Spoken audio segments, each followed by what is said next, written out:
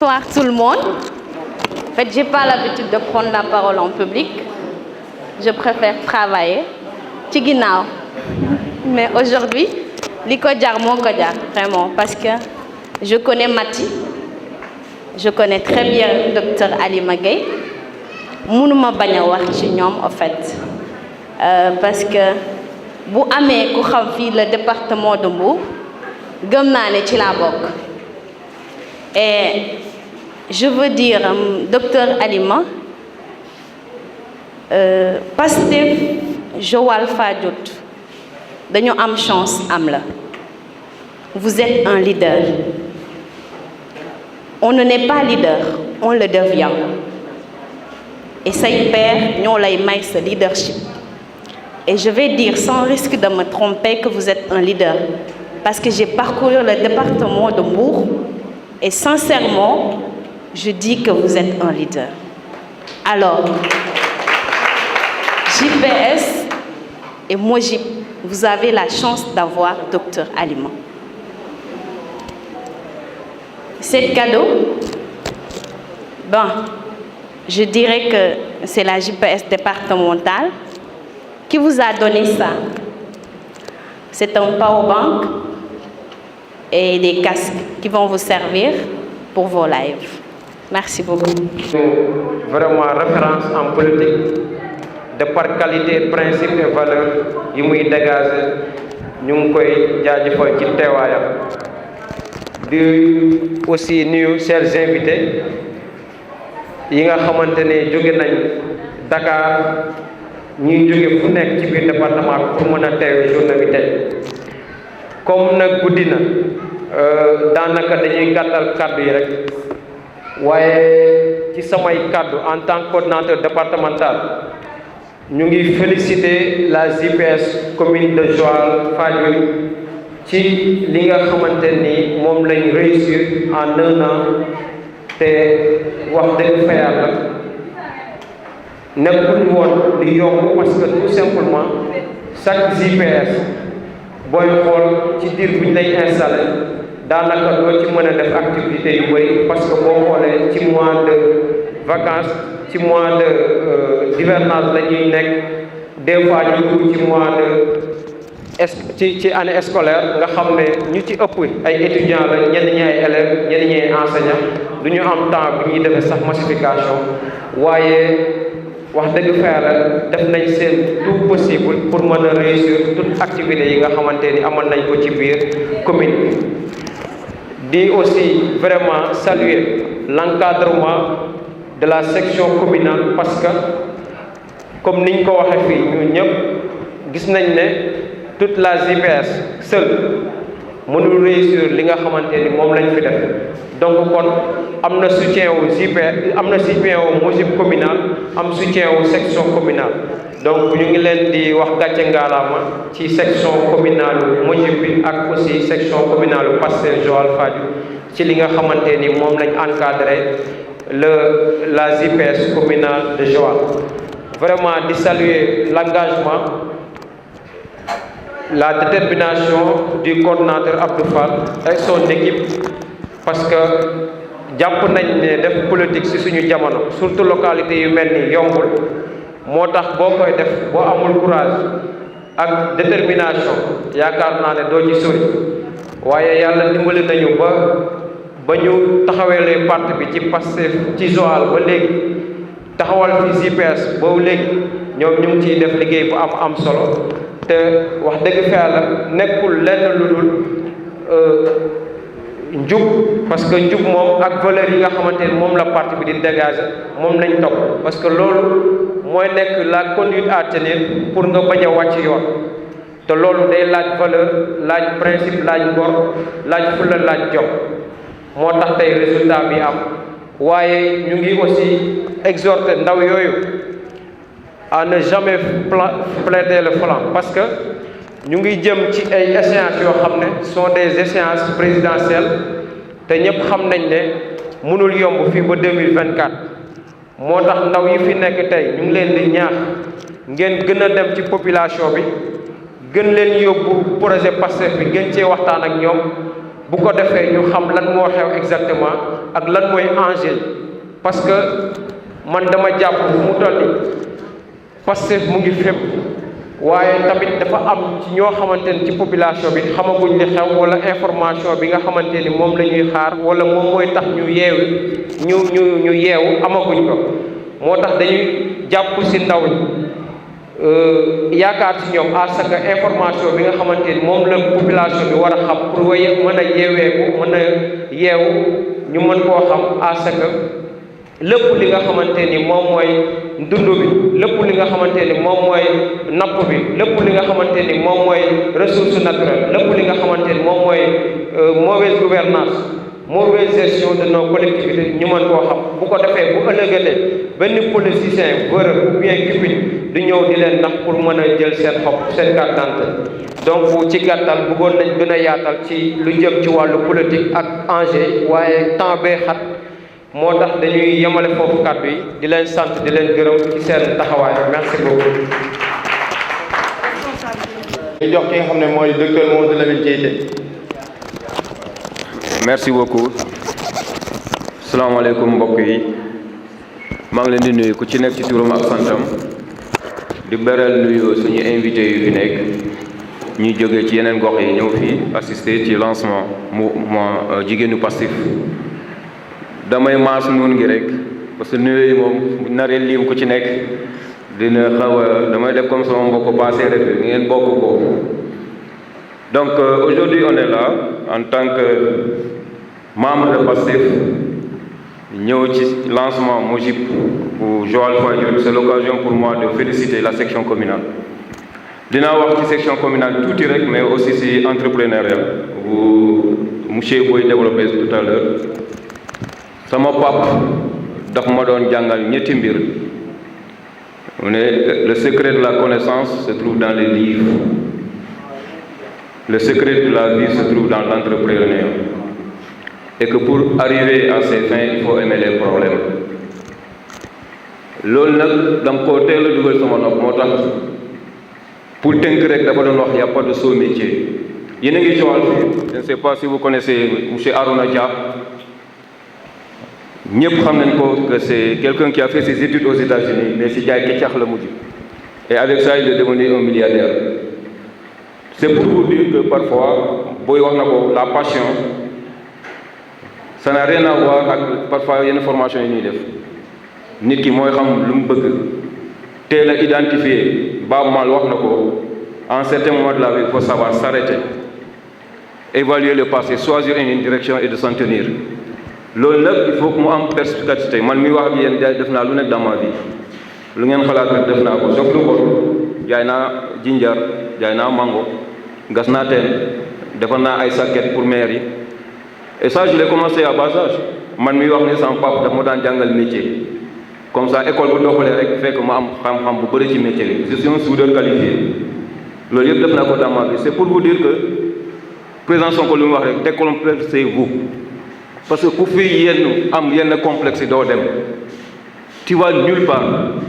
yaakaar ne yaa gën nit ñi da ngay nax sa bopp. problème mooy xam sa bopp xam foo jëm loolu moom boo amee ñaari valeurs yooyu rek tu vas arriver à tes résultats. beneen bi mooy ma beral loxo section communale parce que avant 2017 il y avait que 4 sections communales yu ñu taxawal mooy Mbour Ngeexoox Ndiaganiao ak Joal-Fadiouth. Mais je vous tire un chapeau parce que vous avez fait du chemin. Il n'y a pas de forteresse imprenable. Il n'y a pas de forteresse imprenable en politique. Il faut lâcher deux choses, être perspicace et être coriace parfois. Et vous avez montré la voie par l'intermédiaire de vos 2 leaders ici présents que je salue. Parce que section communale Joal-Fadiouth, man dama leen naw. Bu ñu santé liggéey ñëw ci njëkkee taxaw. Ils sont toujours prêts. Loo leen laaj ñu taxaw. Et ça vraiment je tenais à le souligner ici. Parce que def ngeen lépp lu leen war. Mais vous avez vu qu'avec le temps on grignote l'électorat. Le verre est dans le fruit. Bu leen décourager ay étapes là mais finalité mooy 2024 et vous êtes sur la voie, je vous encourage. De remercier suñu jigéen muy Mati personnellement yàgg naa ko seetlu elle c'est une femme très brave c'est pas pour rien ngeen choisir ko xaw ma ci yan critère mais man personnellement gis naa ko à l'œuvre te xam naa leader charismatique la parce que lu gën a jafee ci jigéen mooy bàyyi sa famille elle était en état de grossesse très avancé ñëw ci ay activités passives mu yor liir bu tooy xepp ma koy gis muy participer lépp lu section communale bi di def c'est l'occasion moi de rendre un grand hommage à sa famille à son mari particulièrement parce que lii bu ko mënee c'est parce que am na autorisation donc di encourager la MOJIP xam ne vraiment on est sur la voie parce que quand les femmes s'activent en politique ça veut dire que xel yi commencé na dal sur le projet ñoo ngi ñëw di approprier ñu ngi ciy dem ndànk-ndànk incha allah rabbi vous avez fait un bond extraordinaire ci législative ici à Joal-Fadiouth malgré les couacs yu ñu am ci jour élection bi ñëpp xam nañ du ma ci dellu mais di leen gërëm di leen sant di leen ñaax ngeen continuer liggéey y a pas de forteresse imprenable gëm la nangu sëgg liggéey incha allah rabbi 2024 on va tourner la page Benno Bokk Yaakaar fii ci commune de Joal merci beaucoup et dans le département.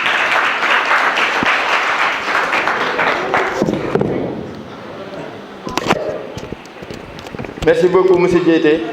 bon defe naa dañuy enchaîner rek ñu daal di jox ki nga xam ne mooy le parrain de l'événement monsieur Bassirou Diomaye Faye moom mu daal di def discours. merci beaucoup asalaamaaleykum wa rahmatullah maa ngi nuyu ñi teew ci salle bi yëpp ak ñi nga xamante ne ñëwoon nañu waaye xat-xat ak jamono ñoo tax ñu jéegalu ba dem di nuyu ku ne ci dayoom ci gëddëm ak ci ndombol tànk bu mu fi teewee di jiital ci nuyoo bi le coordonnateur départemental Mouhamadou Lamine Diaité di ci toftal les responsables communaux de PASTEF à Joal-Fadiouth Ngazobil le coordonnateur Sankouba ak docteur Alima Gueye les responsables de la JPS et les responsables du MOJIP di beral loxo les responsables départementaux de la vice-coordinatrice nationale des femmes madame Marie-Angélique Diouf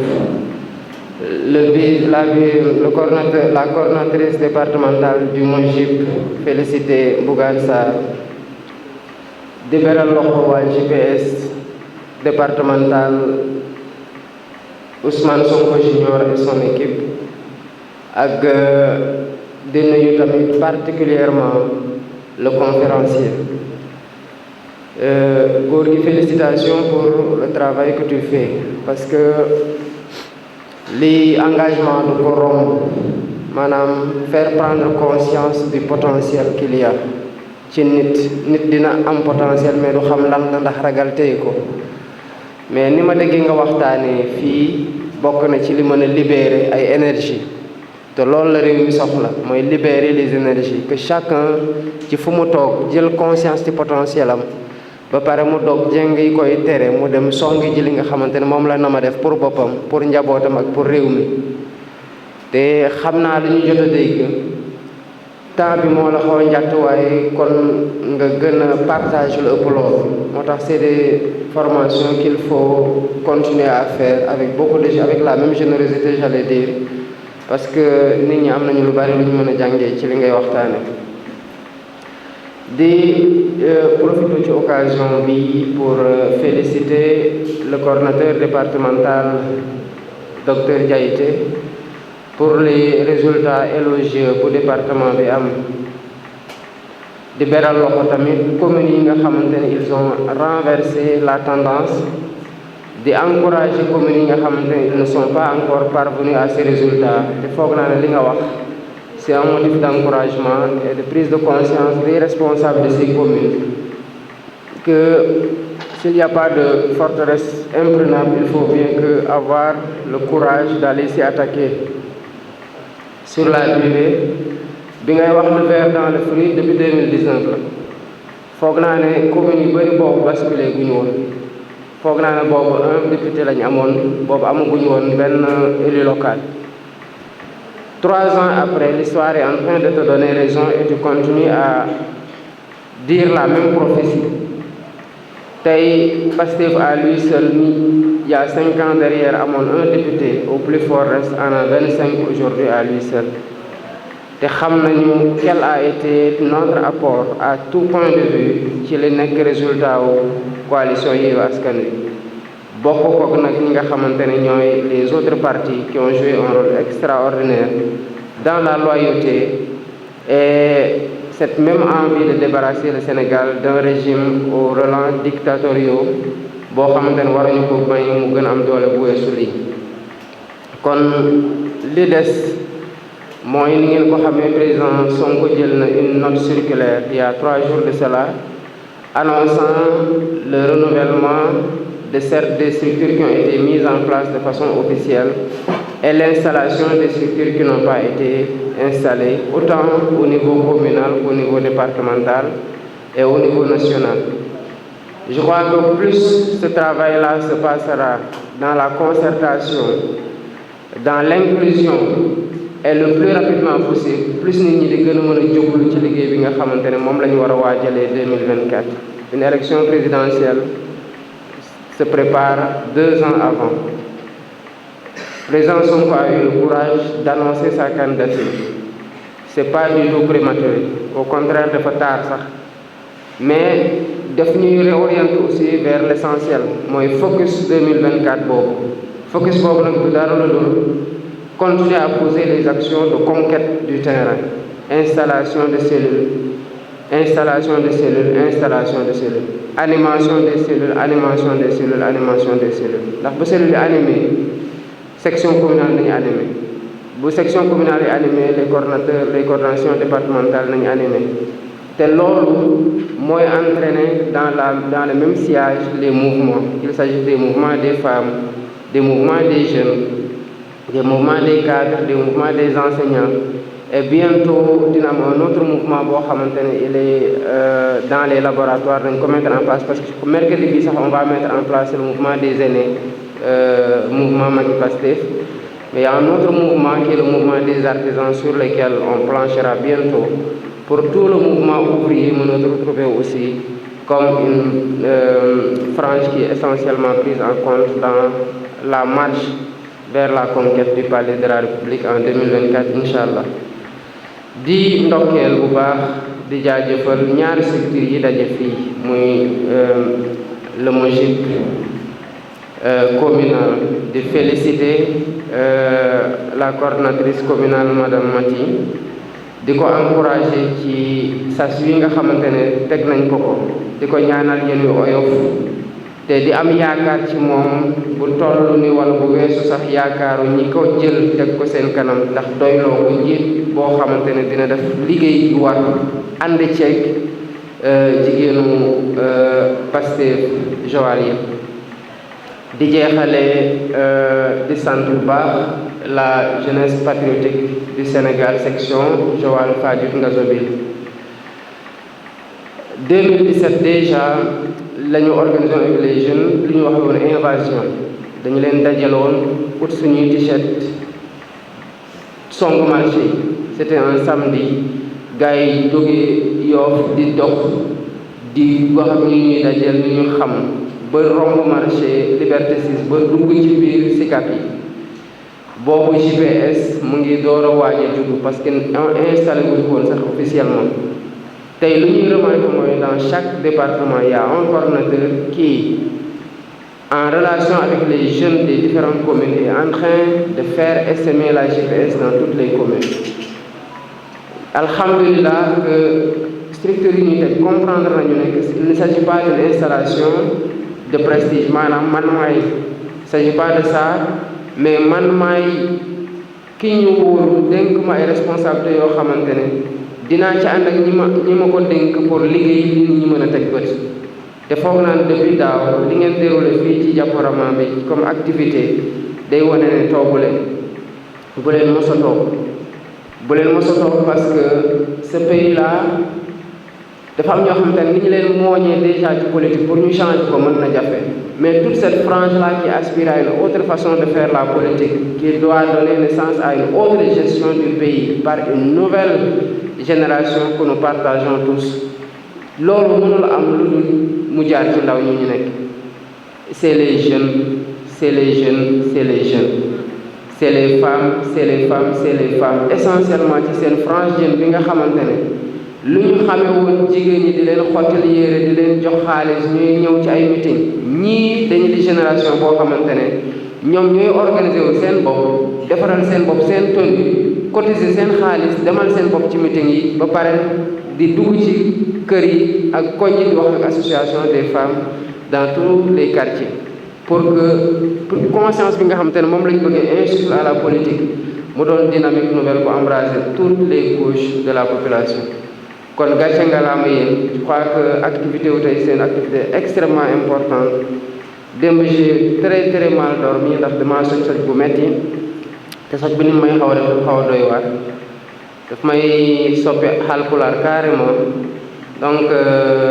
ba keroog may wër ma delluwaat buur bi ma doon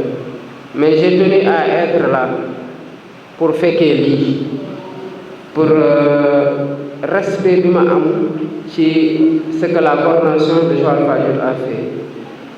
depuis des années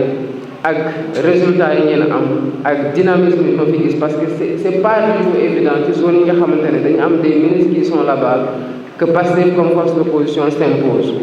mais jusqu'à l'élection gis naa ngeen stoppé benn car sous la pluie ma gis na docteur Alima Gueye entouré des autres membres de la section communale ñuy xeex parce que ça muy taw ñuy xeex ci taw bi ne lii warta am partage ko wane ko Sénégal yëpp xam ko s'opposer à une force c'est mettre en face de cette force-là une force plus supérieure ou au moins égale sinon le rapport de force n'est jamais inversé cela ne veut pas dire que c'est une force brute mais c'est une force de conviction moom boo xamante ne bu ñuy jàkkaarloo ak ñoom dañuy xam ne ñii bu ñu leen bëggee forcer bi seen kaw la ñu jaar waaye duñ ko nangu et c'est ça qui fait le projet c'est ça mooy loolu mooy Pastef en fait c'est cette endurance cette détermination et cette combativité là qui fait que nous sommes aujourd'hui la première force politique du Sénégal Pastef la quoi qu'on dise kon ñu leen di ndokkeel bu baax a baax loolu suñu liggéey ñu ñëpp la nañ ko gën a fulaal gën ko dëgëral gën ko taxawaal pour que objectif bi nga xamante ne soreetuñ ko mu bañ a jaar ci suñu diggu baaram yi wadd mel ni on l'a pas bien saisi kon ñu ngi leen di sant baax di leen gërëm salaamaaleykum wa rahmatullah de Joal Fadiouth monsieur Dramé wax na ko man je suis pas le coordonnateur moom mooy coordonnateur mais bi ñuy dem ci élection législative yi les élections municipales yi locales yi il était le premier à me désigner comme candidat te je pense que loolu ku ñàkk ki ñaan rek moo ko mën a def di wax ne ñun au niveau de Joal ñu ngi am chance am ku mel ni moom ku mel ni Pape Pierre ku mel ni grand Aliou Diouf ñoo xam ne ñoo ñu jiitu ci politique ba pare di ñu tette sans oublier aussi tonton Ousmane Fall moom gis nañ ko mention spéciale à lui parce que heure bu ñu waree def déplacement heure bu ñu waree soxla oto moom il nous donne gratuitement ay otoom pour que ñu mën a exercer suñu activité politique. ñu ngi remercier toute la population de Joal Fadiouth di leen wax ne 2024 c'est maintenant te incha allahu rabbi on va relever le défi merci beaucoup jërë ngeen jëf. asalaamaaleykum suñu mbokki internet yi ñu amaan mbégte jàkkaarloo wat ak yéen xanaa di taataan suñu micro kenn koo xamante ne nii kenn dootu ko présenté si biir parti Pastef mu nekkoon Abdou Fall xanaa rek ñu bàyyi ko moom mu def présentation sëñ Abdou ñoo ngi lay ziar. maa ngi leen di fay waa Texcom TV di leen di remercier bu baax a baax comme ni nga ko waxee rek man benn ndaw laa ci parti Pastef les Patriotes. jiite kuréel bu ñuy wax JPS muy jeunesse patriotique du Sénégal dans la commune de Joal Fadiouth Ngazobine. sëñ Abdou naka ngi see journée bi tey. waaw journée bi tey xanaa di kontaan rek ci bés bi ndax suñu 1 an d'existence la dañu installé woon le 21 août 2021 yàlla def tey ñu dajewaat fii le 21 août 2022. fas yéene ko woon def 48 heures bi njëkk bi moo di def don de sang premier jour bi mooy le 20 ca ngoon sa ñu jël li ñu am jox ko benn daara dimbale leen ko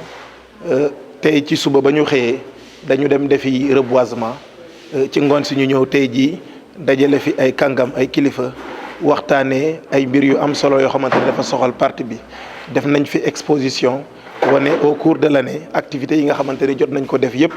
ma ci jaajëfal ñi nga xamante ni ñoom ñoo fi teew tey di góor ak di jigéen di mag ak di ndaw ci parti bi rawatina jeunesse bi nga xamante ne nii man lañ jiital ma nekk ku doyadi nag yàlla def tey ma jiite leen di jiite bu am solo nag ndax ay mbir yu bari ñun ñoo koy def ensemble mu doon lu rafet pour le parti mu doon lu rafet également pour la commune de Joal-Fadiouth et également pour la JPS. dañu gis ne faral di gis ñi nga xamante ci ay parti politique su ñuy def maanaam seen fête wala si lu ci mel ni seen 48 heures wala seen 72 heures ay musique lañ si faral di def lu taxoon yéen waa Pastef bu Joal-Fadiouth ngeen choisir di def ay don de sang ak don yoo xamante ne ci daara yi la jëm. waaw loolu boo gisee ñu def ko dañu dëkk ci dëkk bi di répondre également ci li nga xamante ne nii moom la dëkk bi soxla. te it Pastef ku ko xam ne parti la boo xamante ne nii day jouer un très grand rôle ci solidarité ci patriotisme ci éthique ak ci lépp loo xamante ne nii dafa soxal réew mi mu ay valeurs ñu hérité ko ci suñuy ay maam mu nekk ay valeurs yi am solo Ousmane Sonko ba mu wootee ne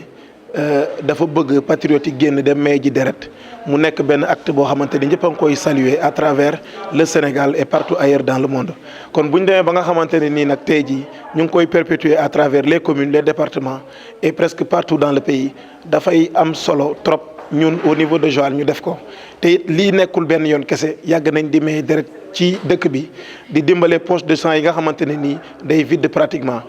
don au daara nag dafa nekk lu am solo ndax ñu ñëpp xam nañ ne wax dëgg yàlla daara yi nekk na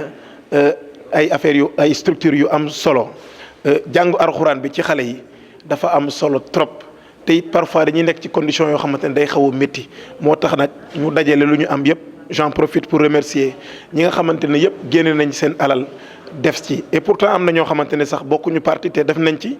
je peux citer Adama Diokh ñu tuddee ko Koul mu nekk fii ci Joal nekk ndaw ba mu ñu gisee ñuy def actes yi rafet yi daa ñëw andi lu mu am yëpp def ko ci ñu koy remercier bu baax et j'en profite également pour appeler tous les autres jeunes yu nekk ci commune bi di leen di wax ne nag commune bi ñun ñoo ko bokk. On peut avoir des appartenances politiques différentes mais bu fekkee ne dëkk bi moo soxla nañu jàppoo doon benn te xam ne Pastef un parti la boo xamante ne nii lépp lu muy œuvre rek c'est pour le développement de la communauté et surtout la commune de Joal-Fadiouth. lan ngay soññu jeunes patriotes yi nga xam ne yaa leen ci. waaw lu ma leen di soññ daal moo di ñu gën a góorgóorlu liggéey ci massification bi parce que on avait commencé même avec la coordination communale de monter des cellules au niveau de Joal te dinañ ko gën a perpétuer à l'avenir continuer suñu activités yi nga xamante ne nii yëpp day dem dans le cadre également du développement de la commune de Joal-Fadiouth ma leen di soñu jigéen ñi ñu gën a jàpp gën a takk seen sër yi mu dëgër góor ñi également ñu gën a góorgóorlu parce que ñun Pastef c'est la famille dañuy jàppalante ci lépp loo xamante ne tey jii c'est des actions de développement loolu daal laa bëggoon soñu góor ñi ak jigéen ñi nga xamante ne nii ñoo ma jiital wax dëgg yàlla te faqastaluñ ma dañ ma jiital respecté ma jox ma cër man it lépp lu may def rek dañ ci diisoo ñu toog ñu waxtaan ba ci 48 heures yi dañ ci waxtaan di leen di jaajëfal bu baax a baax ngir seen i taxawaay yi nga xamante ne nii am nañ ko à travers le parti de manière générale et au niveau de la JPS de manière particulière. Monsieur Fall, ce mot de la. waaw di remercier la coordination communale à travers son coordinateur Sankoumba Dramé di remercier docteur Amady Alima Gueye ci liggéey bi nga xamante ne nii ñu ngi koy ànd di koy liggéey à travers la commune de Joal-Fadiouth di remercier ñi fi ñëwoon tey ñëpp muy invité yi di remercier docteur Diété bi nga xamante ni moo jiite la coordination départementale teew na fi sànni na fi ay kàddu yu am solo di remercier et surtout notre parrain muy Bassirou Diomaye Faye bi nga xamante ne nii ñëpp xam nañ ko ci parti bi ci pas-pasam ci njàmmaaram ak lépp loo xamante ne nii day développer le parti au niveau national rek da ciy taxaw rawatina tey mu ñëw taaralal ñu bés bi donc ñu ngi koy sant di koy gërëm di sant di gërëm waa MOJIP mouvement jigéenu Pastef à travers la coordinatrice Félicité di remercier également Mati Diop bi nga xamante ne nii moom mooy la présidente nouvellement élue di koy ñaanalal yàlla yen bi doon yen bu oyof toll pour l'entrée de la commune de Joal-Fadiouth di sant di gërëm Marie Angélique Diouf jege ba Kër Massar dëkk fii Joal apporter ñu son soutien ak ñëpp ñi nga xamante ni dugal nañ seen loxo pour suñu 48 heures yi jëm kanam parce que 48 heures yi ku ci nekk da ciy dugal xaalisam parce que Pastef noonu lay fonctionner c'est le don de soi pour la patrie ku ci ne li nga am ci temps am ko ci njàmbaar kattan am ko ci lépp da nga koy def pour l'intérêt de la patrie donc loolu mooy Pastef di jaajëfal waa coordination départementale la JPS à travers son coordinateur Ousmane Sonko Junior bi nga xamante ne nii moom moo ñu jiite man mii je suis un membre de cette coordination départementale à travers les jeunes di leen di remercier ñoom ñëpp ci seen teewaay tey góor ak jigéen mag ak ndaw. ñu ngi lay jaajëfal bu baax. waa asalaamaaleykum maa ngi nuyu population Joal Fadiouth Ngazobil di nuyu ñi nga xamante ne tey ñoom ñoo ñëwoon teewee bis bi. di si jiital ci nuyoo boobu comme ku nekk am nga sa kilifa man sama kilifa laa jiital muy le coordonnateur Abdou Fall nga xam ne tey moo jiite képp kuy ndaw di jàppale président Ousmane Sonko fii ci Joal Fadiouth comme ni mu ko expliqué presque moom en tant que coordonnateur expliqué na lépp niñ ko dooree mooy mbir mi 48 heures la boo xamante ne la JPS commune Joal Fadiouth ñoo ko organisé woon démb lañ ko commencé woon. mu nekkoon le 20 août ak le 21 août démb defoon nañ li nga xamante ne mooy don de sang en même temps def nañ si ngoon si don pour les daara tey si suba def nañ li nga xamante ne mooy reboisement fële ca grande mosquée bu Diamaguène defaat tamit fële ci école Dominique Sarr ñu daal di fay ji ay garab yoo xamante ne dina sàmm li nga xamante ne mooy nature bi tey si ngoon ni ngeen ko gisee installé nañ li nga xamante ne moom mooy mouvement jigéenu Pastef daal di koy ci kanamu ko seen coordinatrice départementale daal di def conférence sur l'entrepreneuriat des jeunes maanaam wàllum xëy ndaw yi naka la ñuy def ba mu gën a yokku ñu gis ne kon événement bu riche la te Pastef comme ni ñu ko waxee dafa bokk ci suñ turu parti mooy travail mooy liggéey kon la nga xam ne mbir mi yëpp benn meññat benn résultat wu liggéey moo agsi fii nii ba tey lii nii kon du ñu def dara lu dul di jaajëfal képp koo xamante ne dugal nga ci sa loxo di ko commencé ci docteur Amadou Alima Gueye nga xamante ne tey yaakaar naa ne tey mbooloo bi yëpp sedd nañ ko lim tey su dul woon moom tey Pastef Joal Fadiouth amaana fa mu agsi nii du fa agsi. ndax envisagé ngeen yeneen activité ak yeneen i programme yoo xam ne tëral ngeen ko pour commune bu Joal Fadiouth Ngazobil surtout. waaw xam nga ñun Pastef si lañ dëkk parce que wax naa la ko suñ parti da see bokk lu ñu naan travailler yéen rek Texcom TV di leen remercier au passage parce que gis nañ liggéey bu am solo bi ngeen def ci commune bi ba pare en même temps yéen a ngi def li nga xamante ne mooy consommation locale ñun dañoo gëm ne presse locale ñun ñoo ko war a may doole. événement bee passé yéen ñu ko couvriral mooy ndogu patriotique bi defoon nañ fi événement boo xamante ne jigéen ñi ñoo ko defoon formation naka la ñuy transformer ay jus kon ñun yàgg nañ ci ay activité te incha allah dañ koy continuer am na yu nekk suñu kanam yoo xamante ne fii yëg bés yu néew dinañ ko dëgmal daal di koy publier ñëpp xam ne ñun de fii leen jëm parce que suñu projet li ñuy faral di wax suñu yéene objectif mooy fal élire Sonko président Ousmane Sonko 2024 daal di wëyal li nga xamante ne mooy projet bi ñu diggante ak moom mooy Sénégal bi ñëpp bëgg Sénégal bi nga xamante ne tey depuis 1960 ba léegi ñun ñëpp moom la ñuy ñaan ngir am ko. waa Joal dañoo yàgg ci ay problème mu Joal bëri nañu lool ban appel ngay lancer autorités yi nga xamante ne ñoo nekk fii ci Joal Fadiouth. waaw tey appel bi ñuy lancer autorités yi du nekk appel bu bees parce que yàgg nañu la lancer ay appel ñu xam ne Joal moo ñu boole Joal lépp lu ñu am Joal moo ñu ko gënal. di ko commencé ci madame la ministre nga xamante ne moom mooy suñu maire di ko wax ne ko nag fal nañ ko léegi mu mat 6 mois kon na liggéey te dëkk bi dañoo soxla ku ñu liggéeyal dëkk bi li mu soxla dafa bëri te moom la fi yàlla teg ñu bañ ko ak ñu bëgg ko te di ko ñaanal yàlla na yan bi woyof si kawam mais na liggéey boobu nag si côté yëpp si côté éducation si côté santé si côté li nga xamante ne mooy aménagement bépp côté boo xamante ne moom dafa bokk si ay compétence am da cee war a def bay waaram su ginnaaw loolu nag ñuy invité parti politique yi ñuy def comme li Pastef di def mooy di initier ay activité di ko defal ngir développer commune bi. kon monsieur Lo ñoo ngi lay jaajëfal bu baax kàddu yi rafet na bàyyi la it nga def sa mot de la fin. ok waaw di jaajëfalaat ñi nga xamante ne ñoo fi teewoon di jaajëfal tamit structure bi ma bokk muy JPS muy jeunesse patriotique di